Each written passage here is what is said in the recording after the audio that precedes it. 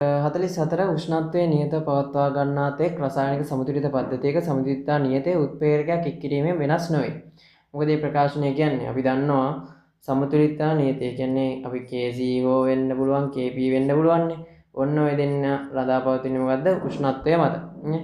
ඒතකොට උෂ්ණත්වයේ නියතයක් නම් මෙහා නියතයක් නම් අනිවාර්යෙන් මේ දෙන්නත් මොකද වෙන්නේ? නියත වෙනවා. මේ දෙන්නත් නියත වෙනවා. එහෙනම් මේ ප්‍රකාශනය හරි. උත්ප්‍රේරකයක් එක්කිරීමෙන් වෙනස් නොවේ. මොකද උත්ප්‍රේරකය දැම්ම කියලා සමතුලිතතා නියතයට මුකුත් වෙන්නේ නැහැ. හරිද? එතකොට මේ ප්‍රකාශනය හරි කියලා අපිට ගන්න පුළුවන්. ඊට පස්සේ උත්ප්‍රේරකයක් ඉදිරි ප්‍රතික්‍රියාව සහ පසු ප්‍රතික්‍රියාව දෙකේම සක්‍රියන ශක්තිය එකම භාගයකින් අඩු කරයි කියලා තමයි කියන්නේ. සක්‍රියන ශක්තිය අඩු වීමේ භාගය අපිට ලියන්න පුළුවන් කොහොමද? සක්‍රියන ශක්තියේ මොකක්ද අපිට කියන්නේ? අඩුවන භාගය අපිටනේ. අඩුවන භාගය අපිට ලියන්න පුළුවන් කොහොමද? අඩුවන සක්‍රියන ශක්තිය බෙදන්න ඕනේ මොකෙන්ද? ප්‍රතික්‍රියාවේ මුළු සක්‍රියන ශක්තිය. හරි සක්‍රියන ශක්තිය. ඒ කියන්නේ අඩුවන ශක්තිය බෙදන්න ඕනේ මුළු ශක්තිය. හරිද? මුළු සක්‍රියන ශක්තියෙන් බෙදන්න ඕනේ. එතකොට තමයි අපිට එන්නේ සක්‍රියන ශක්තිය අඩුවන භාගය කියන්නේ.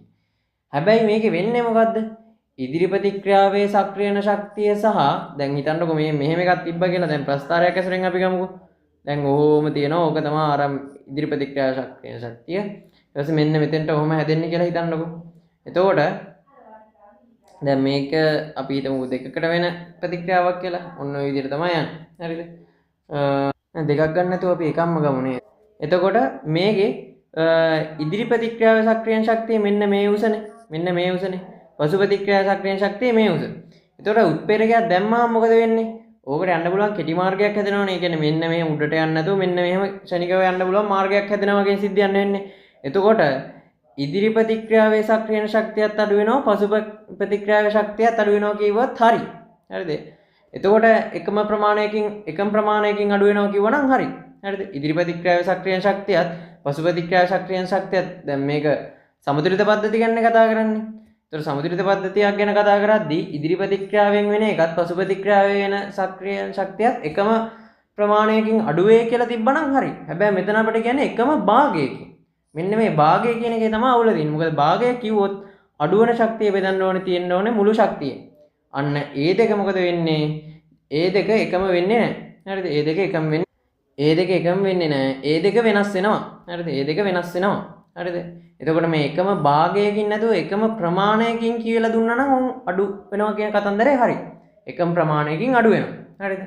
එතකොට ඉදිරි ප්‍රතික්‍රියාව සහ පසු ප්‍රතික්‍රියාව මොකද සමතුලිතයිනේ මේක. එතකොට එකම ප්‍රමාණයකින් අඩු වෙනවා. හරිද?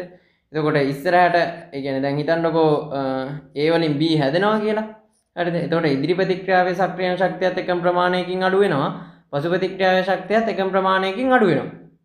හැබැයි එකම භාගයකින් අඩු වෙනවා කියලා ගත්තොත් වැරදි. මොකද භාගයකින් ගත්තොත් ප්‍රතික්‍රියාවේ මුළු සක්‍රිය ශක්තියෙන් ගන්න වෙන්නේ. ඒතකොට එකම භාගයකින් ගත්තාම වැරදි. මොකද හිතන්නකෝ ඉදිරියට යන ප්‍රමාණය නෙමෙයි පිටිපස්සට යන ප්‍රමාණය සක්‍රිය ශක්ති දෙක වෙනස්. ඒ දෙක වෙනස්නේ. ඒතකොට ඒ සක්‍රිය ශක්ති දෙක වෙනස් වෙලා ඊට පස්සේ ඒකේ දෙක මුළු එක අරගෙන අඩු වෙන ප්‍රමාණය ගත්තාම ඒතකොට මේ දෙන්නගේ දෙකක් නේ තියෙන්න ඕනේ. එකම වෙන්න බෑනේ. නේද? එතකොට අනිවාර්යෙන් මොකද්ද? මෙතන එකම ප්‍රමාණයකින් අඩු වෙනවා කියවනම් හරි. හරිද? එකම ප්‍රමාණය මේ ඉදිරි ප්‍රතික්‍රියාවෙන් 20ක් අඩු වුණා නම් පසුපැත්තේ ඒ ප්‍රතික්‍රියාවෙන් 30ක් අඩු වෙනවා. සක්‍රිය ශක්තිය 20ක් අඩු වෙනවා. එතකොට ඒ අඩු වෙන වෙනස 20ක්. හැබැයි අඩු වෙන භාගය කියන එක වෙනම කතන්දරයක් නේ. එතකොට මුළු ශක්තියෙන් ඒ 20 ගන්න වෙන්නේ. 100න් 20ක් වගේ ගන්න වෙනවා. අර 80න් 20ක් ආවා. එතකොට මේ දෙක භාග දෙක වෙනස්නේ. එතකොට එකම භාගයකින් අඩු වේ කියන කතන්දරේ වැරදිනේ. එහෙනම් මේ ප්‍රකාශනය වැරදි කියලා තමයි ගන්න වෙන්නේ. එතකොට උත්තරේ අංක ගන්න වෙන්නේ 3නේ. තුන්වෙනි උත්තරේ තමයි ගන්න වෙන්නේ.